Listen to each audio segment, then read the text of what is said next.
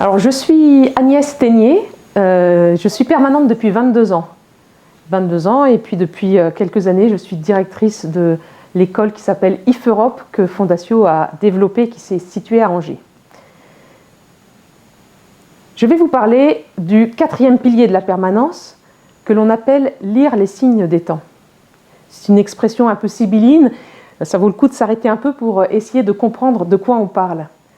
Donc, lire les signes des temps, c'est une expression qui a été employée au moment du Concile Vatican II, dans une constitution pastorale, donc un texte qui a été écrit au moment de ce concile, qui s'appelle Gaudium et Spes. Ce texte, il parle de l'Église au cœur du monde de ce temps. Et je pense que ce qui est important d'entendre là, c'est de ce temps.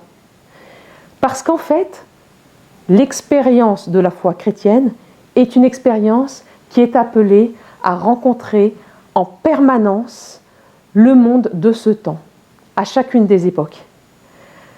Alors ça veut dire quoi pour nous, apprendre à lire les signes des temps? Ça demande d'avoir conscience que Dieu travaille au cœur du monde, Dieu travaille au cœur des personnes, au cœur des consciences, au cœur des institutions. Dieu travaille là où des hommes et des femmes se mettent ensemble. Et donc, il s'agit d'être attentif, personnellement, communautairement, se mettre à l'écoute de ce qui se passe au cœur du monde. Comment l'Esprit est-il à l'œuvre dans ce temps? Et ça dépasse la question des chapelles, ça dépasse la question des églises. Donc nous sommes appelés, comme communauté, comme chrétiens, à regarder cela de façon approfondie.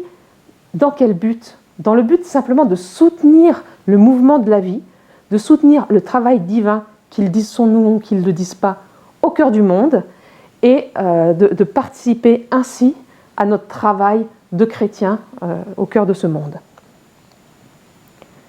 Le Christ, Jésus, quand il a marché sur les routes de Galilée, et donc on était dans une actualisation de sa présence au cœur du monde, qu'est-ce qu'il a fait? Il est allé rencontrer les attentes, les désirs, les soifs des hommes et des femmes de son temps.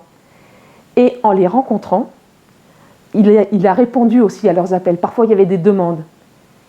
Et lorsqu'il y avait des demandes, qui étaient toujours des demandes que les vies soient plus libres, de pouvoir exister davantage, de pouvoir être guéris de ce qui entrave la vie, lorsqu'il y a eu des réponses ou des miracles, Jésus n'a jamais dit « je t'ai sauvé », il a toujours dit « ta foi t'a sauvé ». Et la question de la foi, Christophe Théobald parle de la foi comme du courage d'envisager un avenir. La question de la foi est centrale. Et en fait, c'est de cela qu'il s'agit.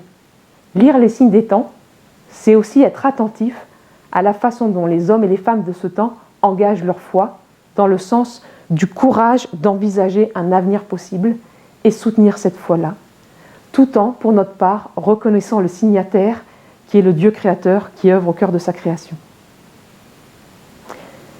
Je vous lis en terminant cette phrase de Théobald, qui je trouve nous invite de façon assez pointue à être attentif. Pour lui, il dit qu'il s'agit de repérer et admirer. Oh, qu'il est beau ce verbe, repérer et admirer chez autrui, souvent chez ceux auxquels on ne s'attend pas, le signe messianique qui est la foi en tant que courage d'envisager un avenir. Voilà, lire les signes des temps, c'est repérer et admirer chez autrui ce courage d'envisager un avenir et de le soutenir parce que c'est là qu'aujourd'hui Dieu travaille.